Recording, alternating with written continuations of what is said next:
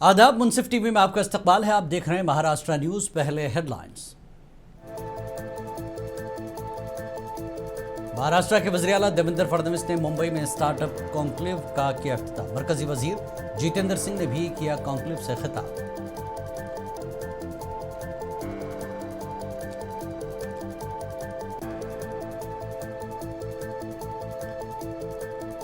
महायुति हुकूमत की काबीना में हुई तौसी। एनसीपी के सीनियर लीडर छगन भुजबल ने वजीर के ओहदे का लिया हलफ। कहा, पूरी जिम्मेदारी से करेंगे काम।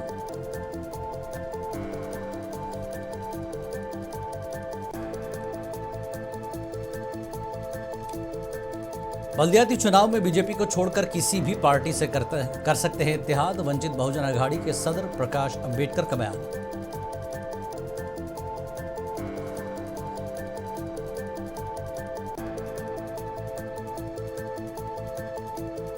रियासत में कोविड के नए केसेस में इजाफा। महकमे सेहत ने लोगों को चौकस रहने और जरूरी एहतियाती तदाबीर पर अमल करने की ताकीद।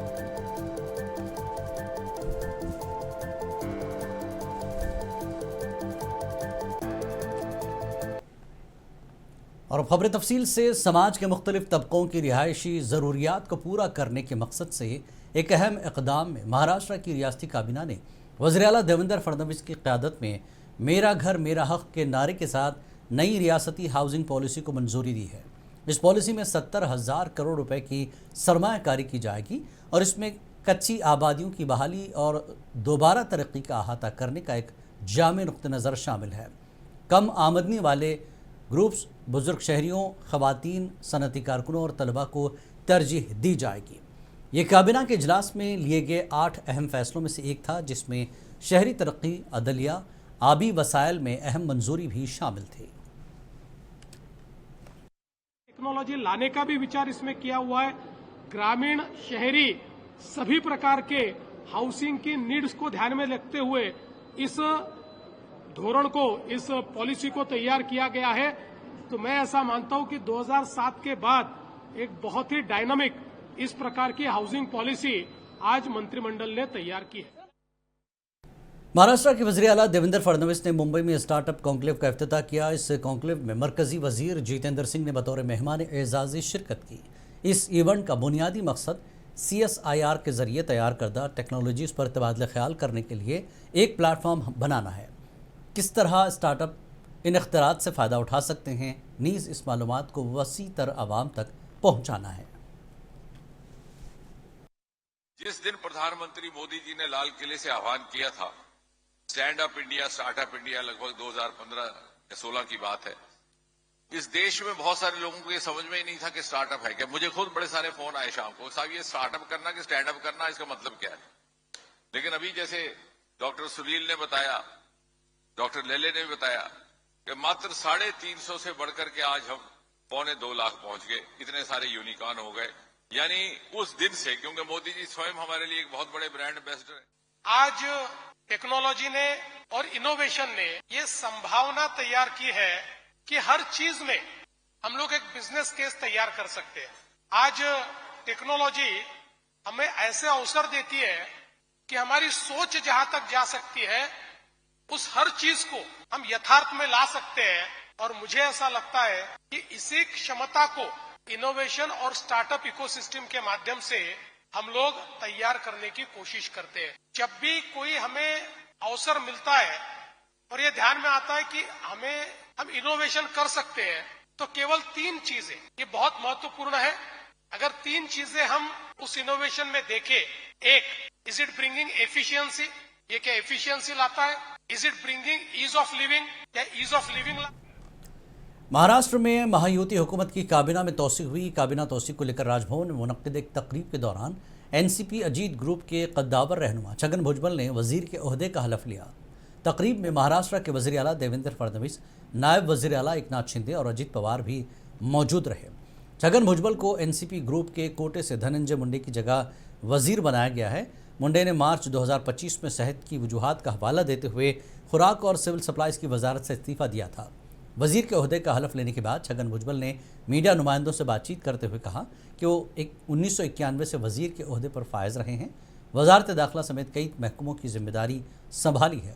उन्हें किसी खास महकमे की लालच नहीं, जो मिलेगा उसे पूरी जिम्मेदारी से अदा करेंगे।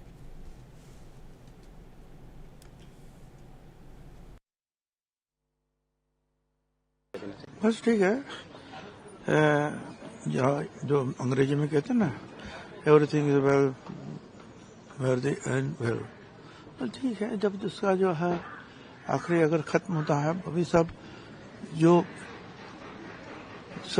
अभी अच्छा हुआ आखिरी बार, तो सब अच्छा है। वो तो जो है मुख्यमंत्री और जो मुख्यमंत्री तय करे, वो तो कोई प्रॉब्लम नहीं। कौन से विभाग की इच्छा जताई है? कौन से विभाग की इच्छा जताई गई है? अरे हमने कुछ विभाग कुछ नहीं, जो देगा वो करेगा, हमको सब चलता है। अभी जो है 91 से जो मैं मंत्री बनते आया हूँ, अभी सारे जो है विभाग संभाले हैं।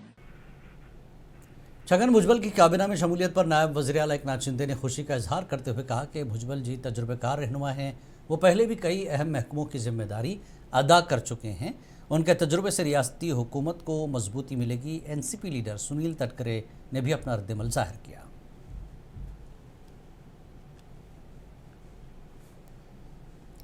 भुजबळ साहेब काय कुठे नाराज होते अशातला काय भाग नाही। सुरुवातीला त्यांनी त्यांच्या भावना जरूर त्या ठिकाणी व्यक्त केल्या होत्या। राष्ट्रवादी काँग्रेस पक्षाच्या क्रो ग्रुपने एकत्रितपणाने बसून या संदर्भातला निर्णय त्या ठिकाणी घेतलेला आहे। त्यानुसार आज छगन भुजबळ साहेबांनी मंत्रिपदाची शपथ त्या ठिकाणी घेतलेली आहे। शेवटी आज मंत्रिमंडळाची त्यांची शपथ झालेली आहे, त्यामुळे यापेक्षा या विषयावरती मी अधिक बोलू इच्छित नाही। आणि शेवटी पक्षाच्या काही भूमिका असते, काही अडचणी असतात, त्या संदर्भामध्ये पक्षाच्या कोर ग्रुपमध्ये या संदर्भातला विचार झाला, बैठक झाली आणि त्याच्यातून हा निर्णय झालेला आहे। पक्षाच्या कोर ग्रुपमध्ये हा निर्णय चर्चा केला गेला होता आणि झाला होता। मी काय भावना व्यक्त कराव्या त्याच्याबद्दल मी काय प्रतिक्रिया देणार नाही।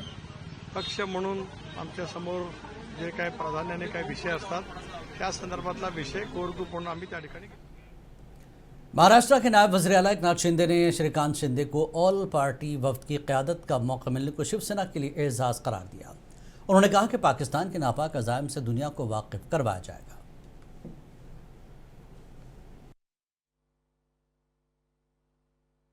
जो पाकिस्तान ने दहशतवाद, आतंकवाद को बढ़ावा देने का पाप किया है, ये भूमिका जो है पाकिस्तान की और हिंदुस्तान की, ये अन्य देशों को जो पता होनी चाहिए। इसलिए ये जो डेलीगेशन है उसमें खासदार डॉक्टर श्रीकांत शिंदे भी एक डेलीगेशन का नेतृत्व कर रहे हैं।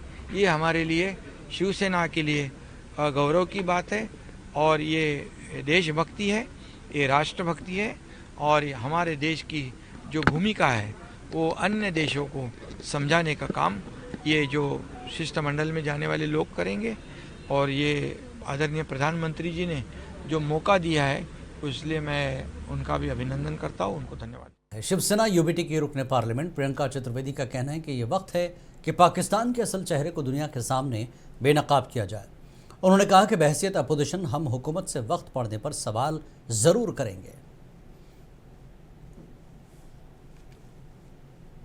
ये मॉडल दिखाएं कि सारी दुनिया, मैं कहूँगी द स्पिरिट जिस काम से हम लोग सब चल रहे हैं, जहाँ पे हमारा एकमात्र लक्ष्य है कि पाकिस्तान को एक्सपोज करें पूरी दुनिया भर में, और जो हमारी आर्म फोर्सेस का काम रहा है उसकी सराहना करते हुए पूरी दुनिया में ये मॉडल दिखाएं कि सारी दुनिया को ये सराहना चाहिए कि हमने एक टारगेटेड मिशन के तहत ये सारे आतंकी कैंप्स को हमने मार गिराया है। क्योंकि पाकिस्तान जो है ग्लोबल हब बन गया है टेररिज्म का, जो इन्होंने उसामा बिन लादेन तक को छुपाने का काम किया। तो ये हमारा काम है। पर इस समय पर अगर विक्रम मिस्री जी कुछ कह रहे हैं, बाकी समय में हम उनसे ज़रूर ऑपोजिशन होने के नाते हम मिनिस्टर ऑफ एक्सटर्नल अफेयर्स से ये सारे सवाल करेंगे। पर ये समय जो है हमें पाकिस्तान को एक्सपोज करने का। महाराष्ट्र के काबीनी वजीर चंद्रशेखर बावनकुले ने कहा कि उन्होंने ज़ाती तौर पर chief justice of India BR गवाई को फ़ोन किया और रियासती हुकूमत की जानिब से उनके मुंबई के दौरे के दौरान प्रोटोकॉल में हुई खामी पर माफ़ी मांगी है। बावनकुले, जो बीजेपी के रियासती सदर भी हैं, ने कहा कि आला सरकारी अहलकार प्रोटोकॉल के मुताबिक CGI के इस्तकबाल के लिए वक्त पर नहीं पहुंच सके और वज़ीर आला देवेंद्र फडणवीस ने इस वाक़े का नोटिस लिया है।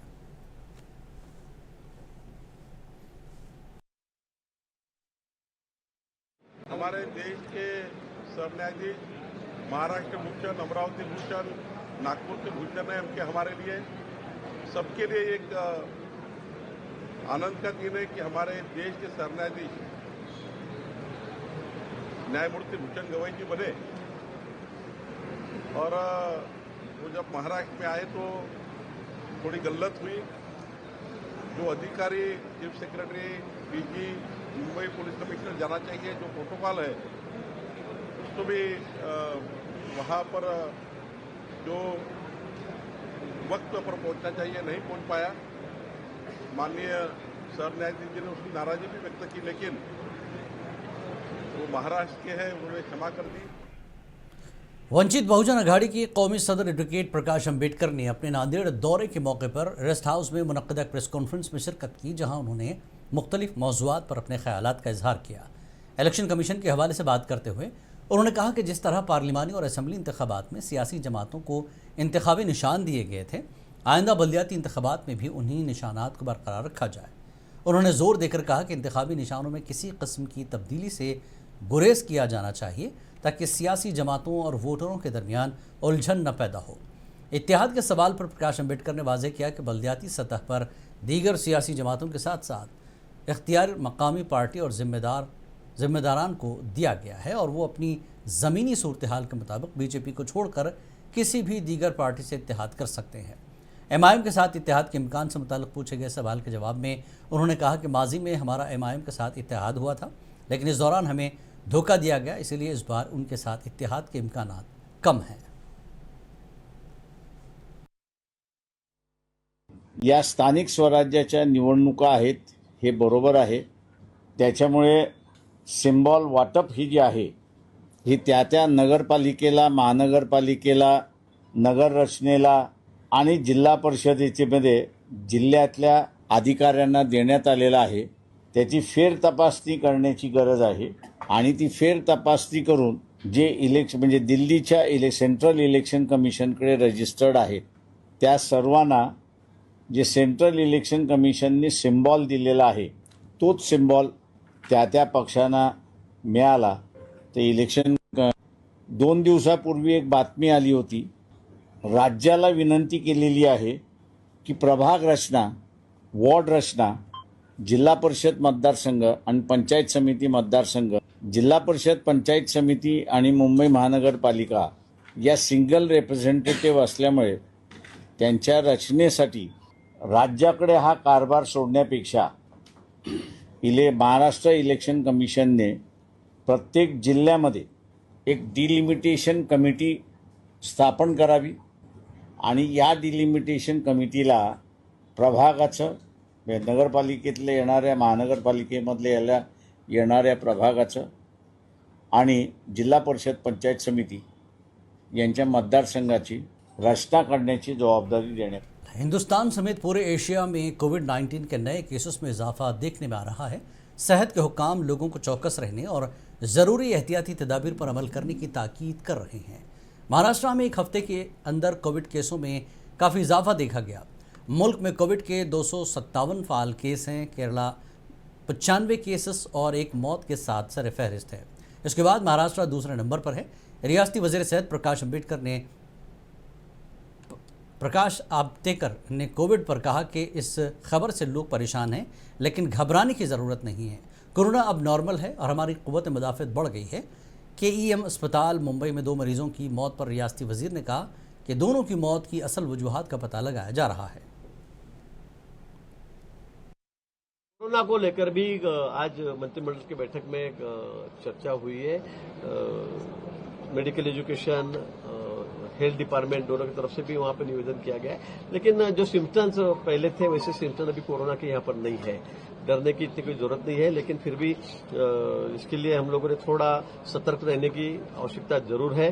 पूरे डिपार्टमेंट दोनों मेडिकल एजुकेशन, हेल्थ दोनों ध्यान रखे हुए हैं और जो भी आवश्यक सूचना है डिपार्टमेंट को दी गई है और माननीय मुख्यमंत्री जी ने कहा है कि इसके लिए अगर कुछ करना है और कुछ बात की आवश्यकता है तो हम लोग जरूर करेंगे, लेकिन इतना डरने जैसा अभी कुछ नहीं है। कोई इतना मतलब सिम्टम जो है वो थोड़े माइनर नजर आ रहे हैं, लेकिन उसके ऊपर भी हम लोग पूरा ध्यान रखे हुए हैं। माननीय मुख्यमंत्री जी ने जो भी आवश्यक सूचना है वो संबंधित विभागों को दी। महाराष्ट्र के वज़ीर आला देवेंद्र फडणवीस ने बैंकों से कहा कि फसलों के कर्ज के ख्वाह किसानों के सिबिल स्कोर के बारे में न पूछा जाए। वज़ीर आला ने कहा कि अगर कोई बैंक हुक्म की खिलाफ वर्जी करता पाया गया तो उसके खिलाफ सख्त कार्रवाई की जाएगी। फडणवीस ने कहा कि किसानों के लिए साल 2025-26 के लिए 44.76 लाख करोड़ रुपए का कर्ज फराहम करने का मंसूबा बनाया गया। अगर उन्हें ज़रूरी कर्जा देने से इनकार किया गया तो उसके नतायज न सिर्फ मईशत बल्कि किसानों पर भी पड़ेंगे। इसलिए किसानों से सिबिल स्कोर न मांगे। इस सिलसिले में बैंकों को पहले भी सख्त वार्निंग दी जा चुकी है। फडणवीस ने मजीद कहा कि कौमी बैंकों को ज़रूरी कर्ज़ों की फराहमी को बढ़ाने और इस साल दिए गए हदफ को पूरा करने के लिए खुसूसी कोशिशें करनी चाहिए।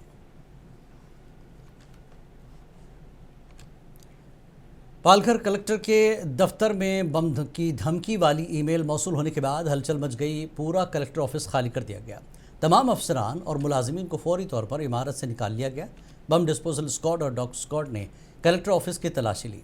हुक्काम ने तस्दीक की है कि सूरत हाल काबू में है। शहरियों से गुजारिश है कि वो चौकस रहें और किसी भी मशकूक या नामालूम चीज़ की इतला फौरी तौर पर करीबी पुलिस स्टेशन को दें। ज़िला इंतज़ामिया ने अवाम से भी अपील की है कि वो अफवाहों को फैलाने या उन पर यकीन करने से गुरेज करें। इस बात पर जोर देते हुए कहा कि गलत मालूमात जारी तहक़ीक़ात और रद्दअमल की कोशिशों में रुकावट बन सकती है।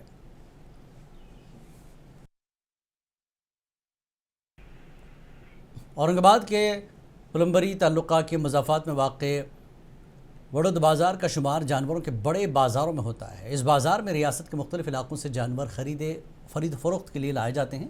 ईद उल अज़हा के मौके पर वड़ोद बाज़ार में बड़े पैमाने पर कारोबार होता है, लेकिन इस मरतबा जानवरों के इस बाज़ार में जहां बकरों की कीमत आसमान छू रही है तो दूसरी तरफ बड़े जानवर जैसे कि वो ख़रीदार नहीं मिल रहे हैं। बाज़ार में आई इस गिरावट से किसान तबका परेशान है। न सिर्फ किसान बल्कि चारा बेचने वाले और खाद बेचने वालों के कारोबार भी मुतासर हुए। अभी से बकरों की कीमतों में इजाफे के सबब ईद से पहले मज़ीद महंगाई का खदशा ज़ाहिर किया जा रहा है। वाज़ेह कि महाराष्ट्र में गाय के ज़बीहा पर पाबंदी आयद है। रियासती हुकूमत ने बड़े जानवर काटने पर सख्त कार्रवाई का इंतबाह दिया। रियासती हुकूमत के मुताबिक बड़े जानवर को काटने वालों के खिलाफ मकोका के तहत कार्रवाई की जाएगी। इस बात का ऐलान नायब वज़ीर आला अजित पवार ने किया है, जिसे रास्त असर बाजार पर देखा जा रहा है।